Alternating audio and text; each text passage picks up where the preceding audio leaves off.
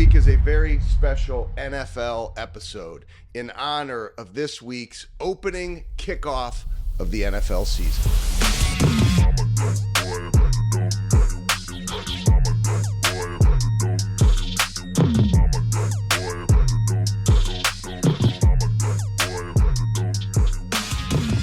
Welcome to this week's episode of The Burn. I am Ben Newman, and you know how we do this every single week. We bring you a story of an athlete, an entertainer, a celebrity, somebody from the business world who has helped us understand that why and purpose is not enough. It's that underlying burn that ignites your why and purpose and causes you to show up on the days you don't feel like it, and especially after you win. And then occasionally, we bring you special episodes, which you become accustomed to. And many of you say that these are our best episodes. Sometimes it takes you back in time. Sometimes it's a one-on-one solo episode with me. But this week is a very special NFL episode in honor of this week's opening kickoff week of the NFL season. I couldn't be any more excited to have a 12th year, a 12th opportunity working with players and teams in the NFL. When I look back over those 12 years, it has been an unbelievable blessing to be able to have some incredible conversations that have made me better, to be able to share some things I've learned on my journey that helps the players improve and embrace the mindset that it takes to attack at the highest possible level. And whether it's my work in business or in sports, I continue to find that so many of the lessons that we learn from business apply to sports or from sports to business. So it's always fun to put together special episodes. And Legacy Media and Tyler Kirk have done it again, producing an amazing, one-of-a-kind NFL kickoff episode for you, highlighting some of the amazing conversations that we've had over the 12 years of my work in the NFL. You'll notice, for those of you that are watching on video, some of these take us way back where I've still got hair, and some of them are relatively current. But each and every single one of these conversations highlights amazing things that these players embraced when connecting to their burn, to help them drive continual peak performance, to stack the days, and to do what it takes to not just make it through a season, but to become a champion and to continue to push and challenge themselves, which is ultimately for all of us where we find our greatest growth.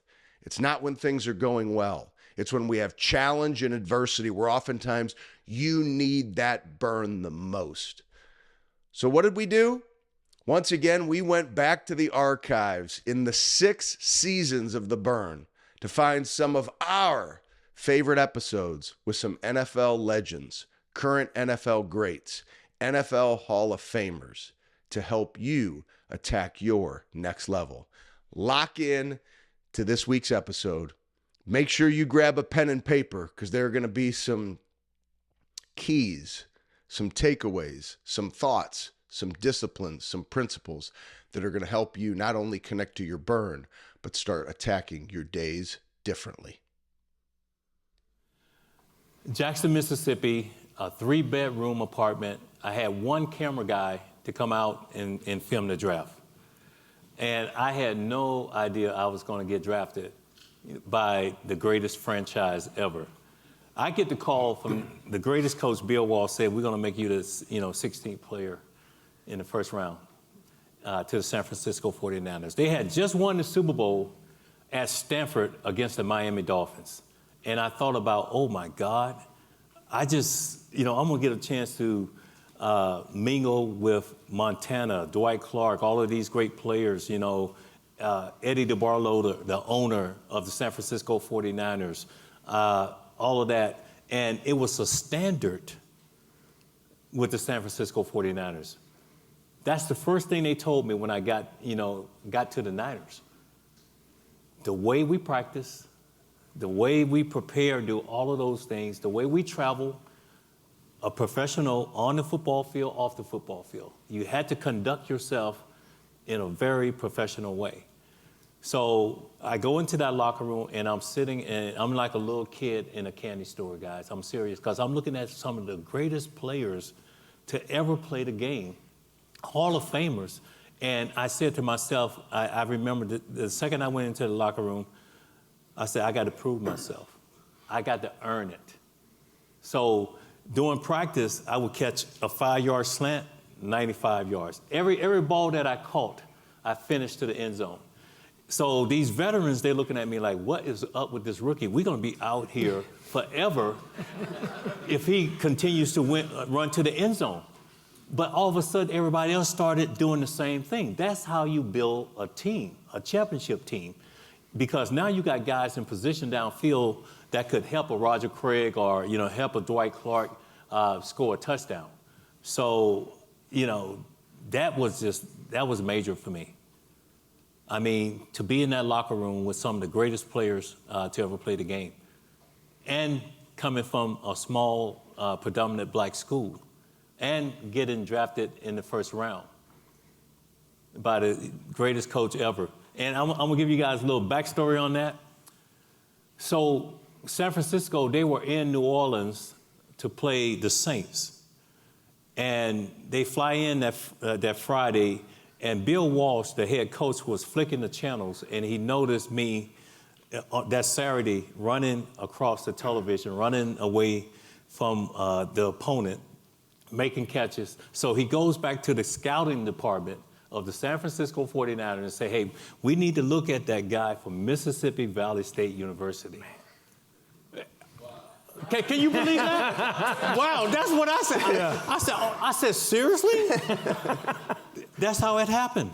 So, it's like, all I remember is my mother would tell me back in the day, and I would just run during the summer. And in Mississippi, it was like 110 degrees, 120, and I would run like around 12 o'clock and just, and she would always ask me, she said, son, why are you doing this? Because at that time, I was not playing sports or anything. But I guess I was like almost like Forrest Gump, a little bit. You know what I'm saying? A little Forrest Gump. I was running. Yeah. And I didn't know the reason why I was running, but I guess I was preparing myself for the NFL. I have my guy, Ben Newman, here, who is a speaker. He's an author. He's somebody that was a mentor of mine in core years of my NFL life. Basically the start of it, from rookie year, heavy into, going into like year 7. We've obviously always been like family since then, but having this kind of conversation and talking about it, just to have it in the vault and kind of reflect on one day when I'm old and gray, and when Rue gets older and she gets to see her old man at 33 retiring. Here's where it's like it gets a little weirdly emotional, but yeah, that's why it was important for me to have you on and kind of talk about it all. I know we're going to get into it, and it's going to make both of us emotional right away, but the stories that your mom would tell of taking you to the camps. You want to start from the mom angle right out of the gate. Hey, it's just, it's one of the connections that we had, right? The family connection. Like, it's one of the things I respected so much. Like, you wanted to honor your family. You wanted to be an example for your brothers. You wanted to be able to do this and provide this and an example for kids in Bonterra. And it was always bigger than Will. And as much as like you wanted to have that jersey on, you wanted to make a roster, so many of our conversations that we'll get into, it was always bigger than you. And I always respected that about you and how you showed up and wanting to give back and wanting to speak and wanting to, build something beyond the game of football. And you've done it, but you always put action behind it. But it's cool to look back on. You coming into my life, my rookie year was, so for context, like, I really got into the mental psychology of sports going into my senior year. Rex in college at Nebraska, Rex Burkhead always carried himself in such a way that was so confident, and everything seemed like it was water off his back. Like, if he got coached hard, because we were coached by Bo Pelini. He was a motherfucker. He'd motherfuck you. And I know when you're young going through that, there's a lot of times where you're like, oh, you can't miss this tackle in space, or you don't want to mess up. You play not to mess up. You play not to mess up. And then as I learned in that book called The Mental Edge by Kenneth Baum, is we use our brains so much as a disadvantage because we just naturally think like, if we think about failure, that failure will come to us in some certain way. But I talk about that book because I asked Rex, like, hey, do you have anything going into our senior year? And he hands me this beat up book, The Mental Edge. And he's like, read this. And I read it, and my mind was blown away from it. It kind of helped. That's what helped just set all my vision and goals for pro day when I didn't get invited to the combine. So I always loved the idea of the mental psychology of sport. And after OTAs and mini camp with the Redskins my rookie year, yeah, one of my buddies connected us on Twitter, and yeah, in your bio you're talking about speaker, author, all this stuff, and you DM like, hey, hope all's well. If you ever want to get together when you're in Missouri, would love to. And here I am reading your DM thinking like, oh, this would be awesome. I can work with somebody versus reading it out of a book. I can work with somebody one-on-one on all this mental stuff. Because again, like I was at the bottom of you're at the bottom of every fucking depth chart, like special teams, third string, linebacker in the linebacker 7 out room. of 7 with London Fletcher, Hall of Famer as the starter. Linebacker room was we were 7 deep, and you had London Fletcher, Perry Riley, Keenan Robinson, at that time, Brian Keel. You had all these guys, and then even another undrafted rookie ahead of me in my spot at being an undrafted rookie. And I was 7 out of those, I was basically, there's 3 teams, and then I got to rotate in with the 3s every now and then. But, you're like at the bottom and you're just thinking like, there's no way I'm going to make this fucking team ever in a million years. And essentially, once we got together after those OTAs, it's the first question that I asked you. I said, what's on your mind? Yeah. And if you remember, you look at me and you're just like, well, if things don't work out with the Redskins, there's 31 other teams. And I was like, man, I got his ass. Yeah. Like, I knew, because here I'd never worked with an NFL player. Like, what's the angle going to be? Like, I know I have these mental training tools that I used in the corporate world that work, but never really this deep in sports. And as soon as you said that, I knew it. And I'll never forget, we're sitting across from each other in the booth, and I look over at you and I say, hey, man, like, what if you forget about the 31 other teams and every day you wake up and you look yourself in the mirror and say, I'm a linebacker with the Washington Redskins? And you, like, your eyes got big. Like, I thought you were going to jump over and, want to tackle me. And you're like, that's what I'm going to start doing. I'm going to start saying it every day.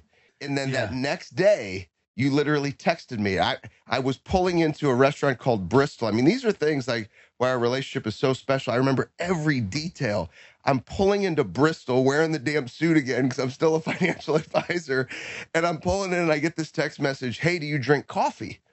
I'm like, what the hell do I drink coffee? What kind of a text message is I just met you yesterday? I'm like, yes, I drink coffee, having no idea where this is going to go. You then say, great post-workout drink, coffee, whey protein, and honey. I'm looking at my phone like, where is this going? I said, sounds great. I'll try it.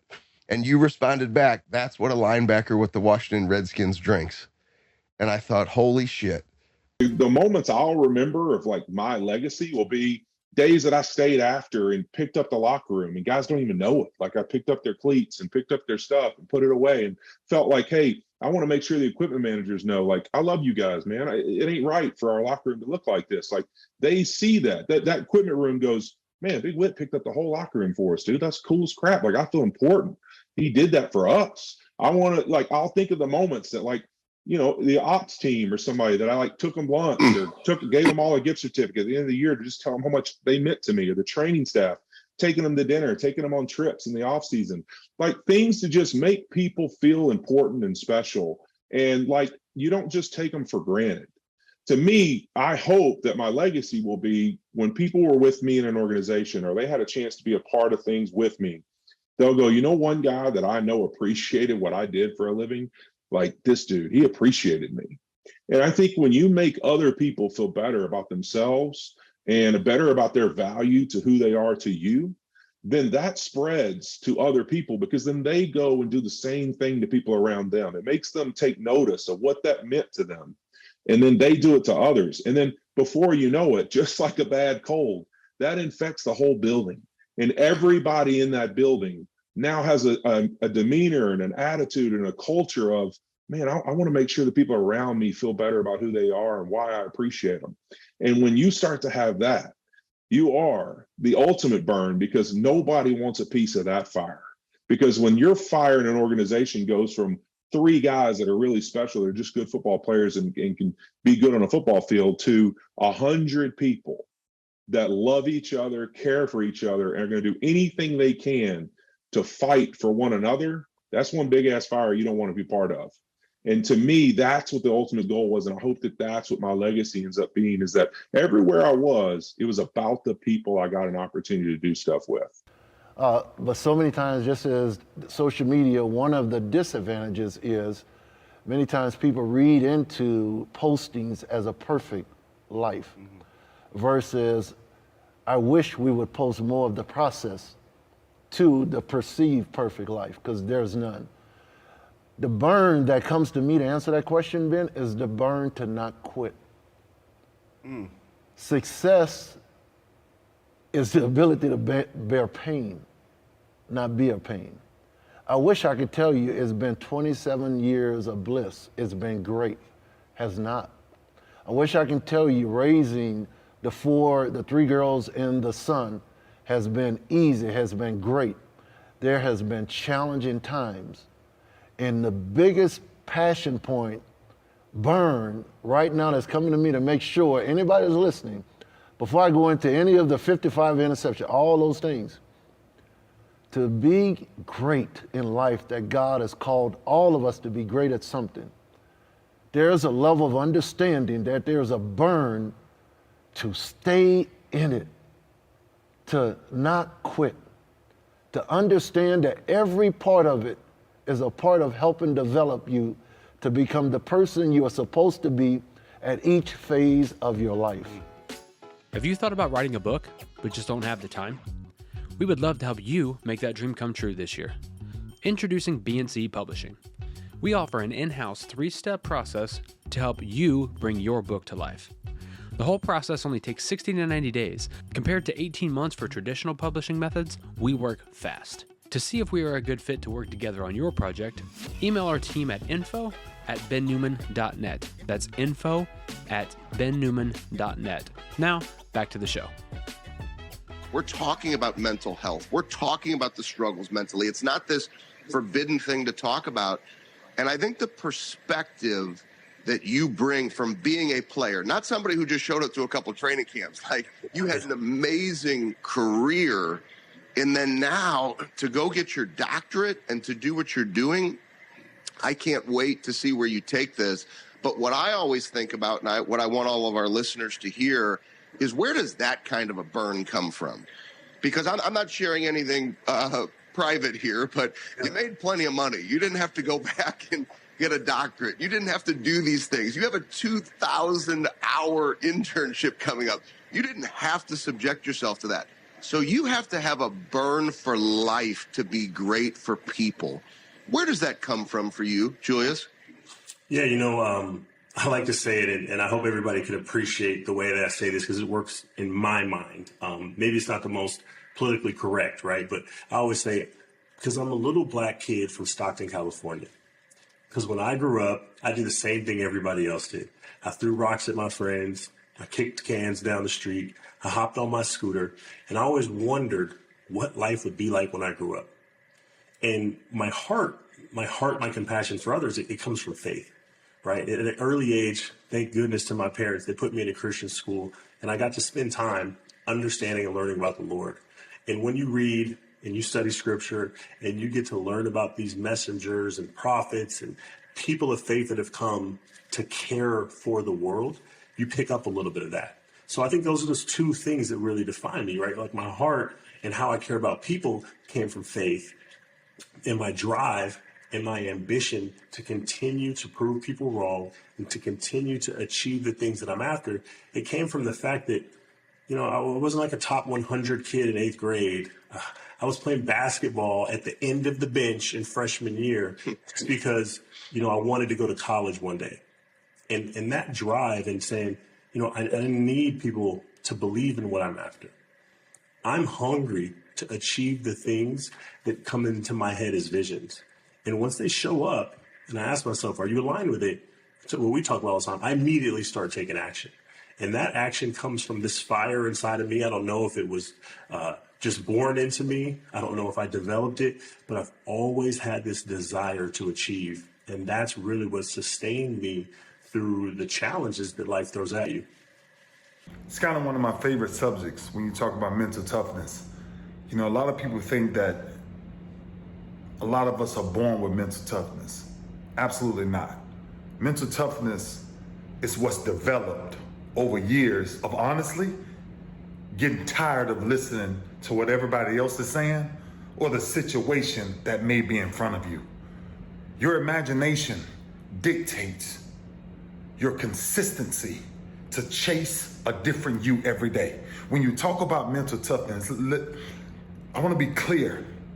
There's a lot of people who feel pain, and the first time you feel it, you stop.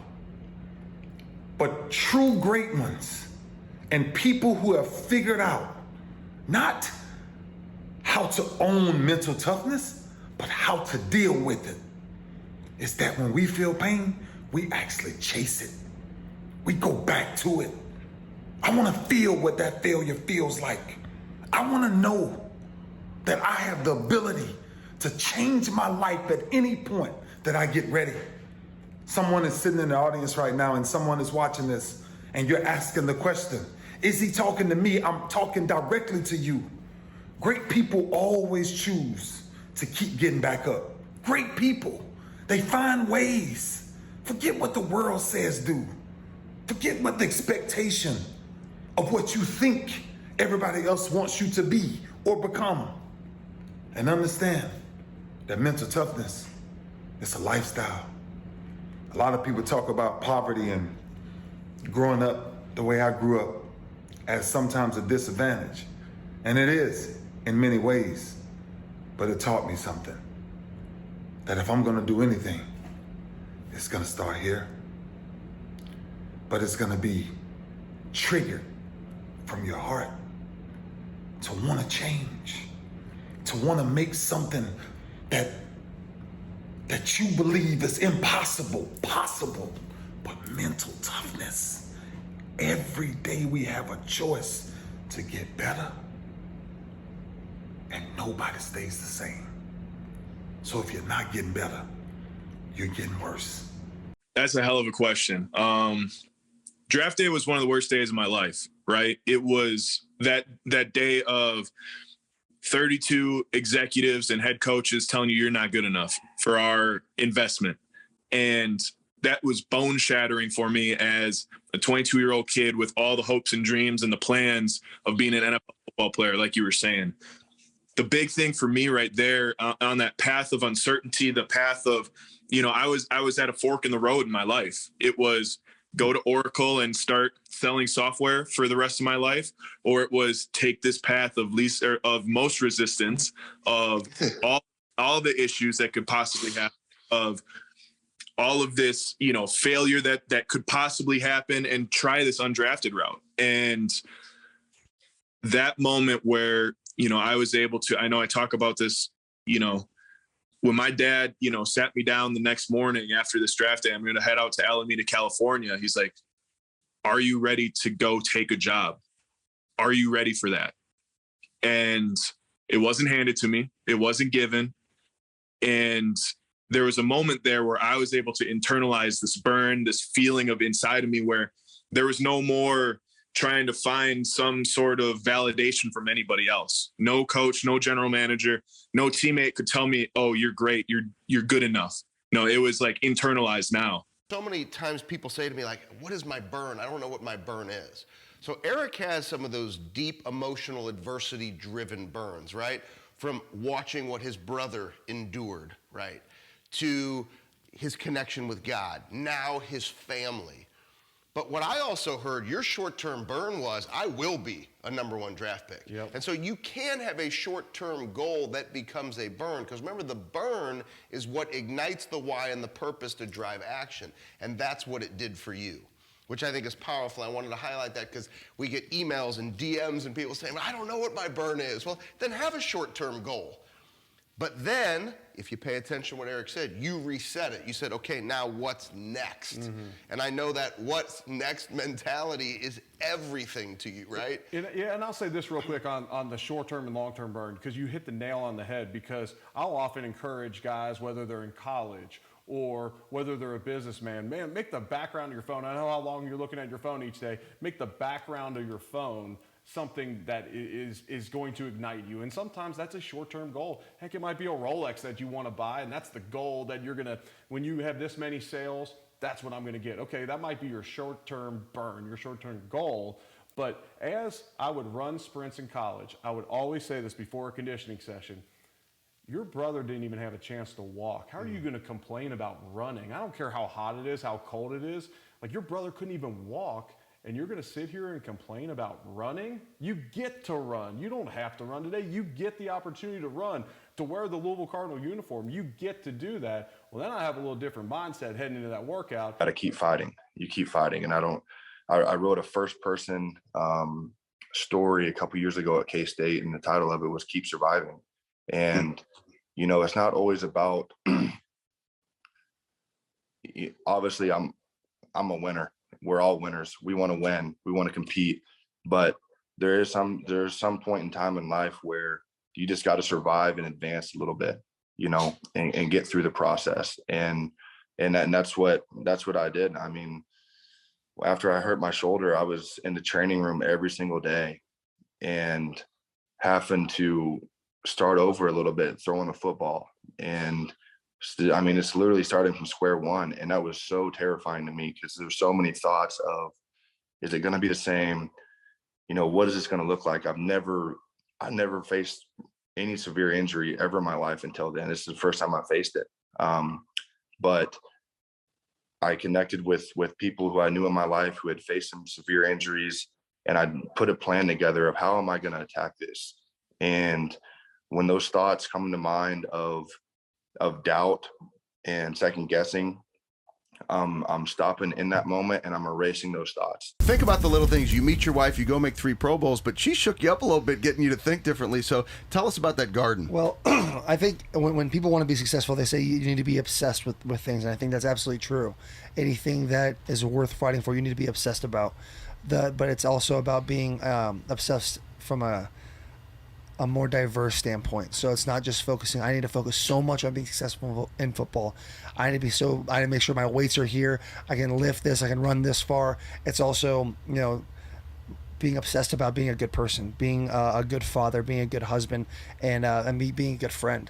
And the more you water all those plants, we talk about the garden, you water all of these plants, and if you exclude one, well, that dying plant's going to hurt the rest of those plants in your garden. So it's important to make sure you stay on those checks and balances of making sure that, you know, everything's being watered and taken care of in every part of your life. For me, it's funny. I used to be able to go to my brother's football games before I was legally able to play football in Pop Warner. And I remember being on the sideline with my dad. I just couldn't wait to get out there. He's like, no, you got to wait your turn. You got to wait your turn. And I'm like, man, I can play. And then it wasn't until 9 when I was able to play.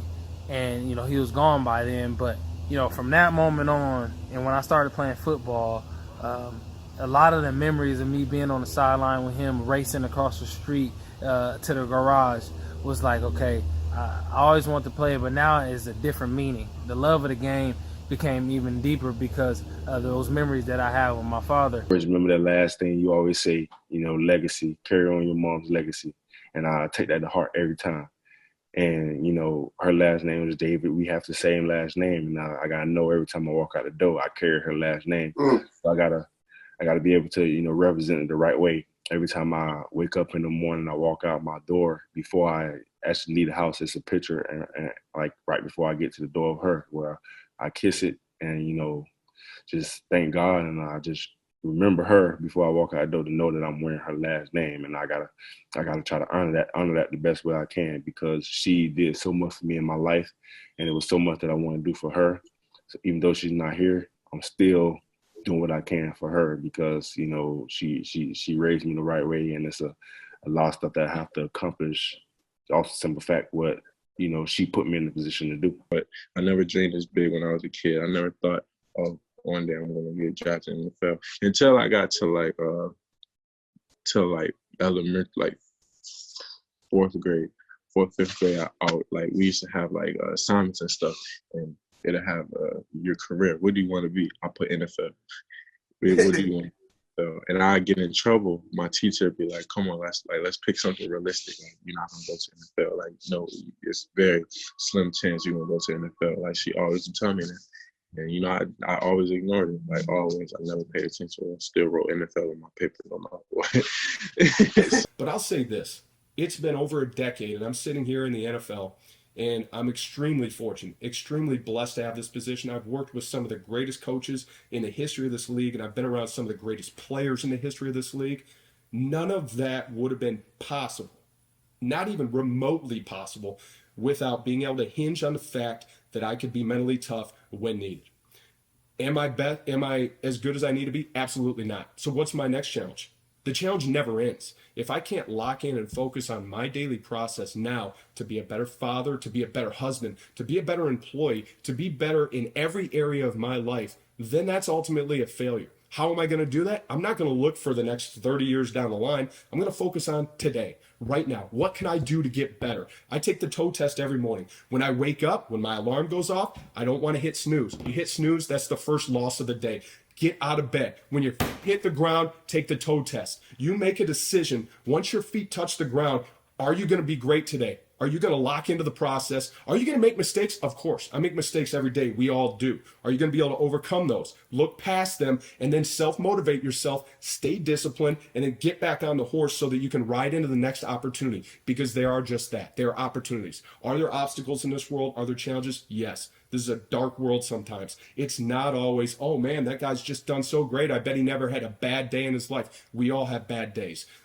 The single most important fact, don't let bad days multiply. One day, 1 hour, one situation, don't let it transcend into the next one. Never allow yourself to be defeated by the same opponent twice. That opponent can be depression. That opponent can be any type of dependency that you have. It could be a gambling addiction. It could be a substance abuse addiction. There are so many different things in this life that can sidetrack you or take you down. They're all opportunities.